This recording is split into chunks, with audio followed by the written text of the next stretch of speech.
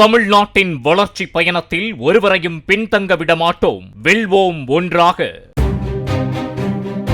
மதுரை குரங்குத்தோப்பு பகுதியைச் சேர்ந்த விவசாயி கண்ணன் உடல்நல குறைவு ஏற்பட்ட தனது பட்டாதாரி மகளை மருத்துவமனைக்கு இருசக்கர வாகனத்தில் அழைத்துச் சென்று கொண்டிருந்த போது வாடிப்பட்டி அருகே தேசிய நெடுஞ்சாலையில் அதிவேகத்தில் பின்னால் வந்த கார் மோதியது.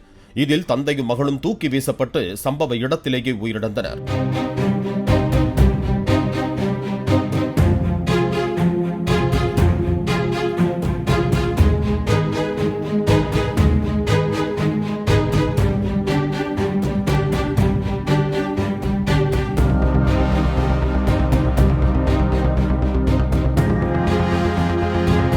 தமிழ்நாட்டின் வளர்ச்சி பயணத்தில் ஒருவரையும் பின்தங்க விடமாட்டோம். வெல்வோம் ஒன்றாக.